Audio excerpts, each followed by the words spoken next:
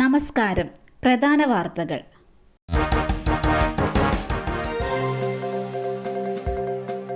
സംസ്ഥാനത്ത് വീണ്ടും അമീബിക് മസ്തിഷ്ക ജ്വരം. ഇടപ്പള്ളിയിൽ ജോലി ചെയ്യുന്ന ലക്ഷദ്വീപ് സ്വദേശിക്കാണ് രോഗം സ്ഥിരീകരിച്ചിരിക്കുന്നത്. നിലവിൽ കൊച്ചിയിലെ സ്വകാര്യ ആശുപത്രിയിൽ ചികിത്സയിലുള്ള രോഗിയുടെ ആരോഗ്യനില തൃപ്തികരമാണെന്ന് ജില്ലാ മെഡിക്കൽ ഓഫീസർ അറിയിച്ചു. കഴിഞ്ഞ ദിവസം കൊല്ലം പാലത്തറ സ്വദേശിയായ 65-കാരൻ അമീബിക് മസ്തിഷ്ക ജ്വരം ബാധിച്ച് ചികിത്സയിലേക്ക് മരിച്ചിരുന്നു. പിന്നാലെയാണ് സംസ്ഥാനത്ത് മറ്റൊരാൾക്ക് കൂടി രോഗം സ്ഥിരീകരിച്ചിരിക്കുന്നത്. റസൂൽ പൂക്കുട്ടി ചുമതലയേൽക്കുന്ന ചടങ്ങിലേക്ക് ആരും വിളിച്ചില്ല. വിഷമം തുറന്നു പറഞ്ഞ് ചലച്ചിത്ര അക്കാദമി മുൻ ചെയർമാൻ പ്രേംകുമാർ.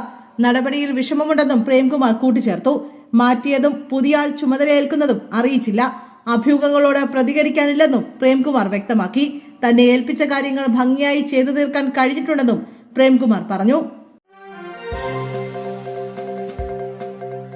മരണത്തിലും വേർപിരിയാതെ രാമനും ലക്ഷ്മണനും. കാണാതായ ഇരട്ട സഹോദരങ്ങളുടെ മൃതദേഹം കുളത്തിൽ കണ്ടെത്തി.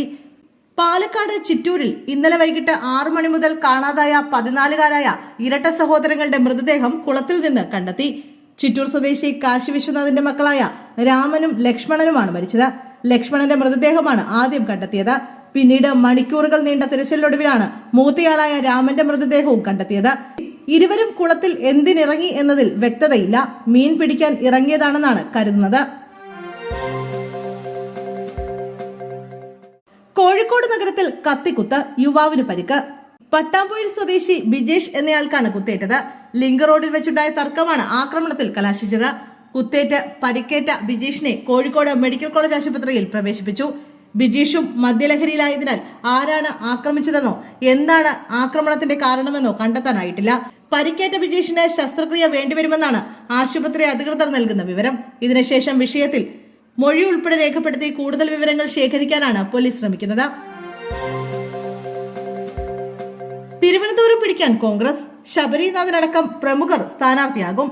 തദ്ദേശ തെരഞ്ഞെടുപ്പിൽ തിരുവനന്തപുരം കോർപ്പറേഷൻ പിടിക്കാൻ മുൻ MLA KS ശബരിനാഥിന്റെ കളത്തിലിറക്കി പ്രചരണം ശക്തമാക്കാൻ കോൺഗ്രസ്. തെരഞ്ഞെടുപ്പിൽ കവടിയാർ വാർഡിൽ ശബരിനാഥിനെ മത്സരിപ്പിക്കാനാണ് തീരുമാനം. കോർപ്പറേഷൻ തെരഞ്ഞെടുപ്പിൽ കരുത്തുകാട്ടാൻ മുതിർന്ന നേതാക്കളെ മത്സരിപ്പിക്കണമെന്ന AICCയുടെ നിർദ്ദേശത്തെ തുടർന്നാണ് ശബരിനാഥിനെ ഉയർത്തിക്കാട്ടി തെരഞ്ഞെടുപ്പിനെ നേരിടാൻ കോൺഗ്രസിൽ ധാരണയായത്.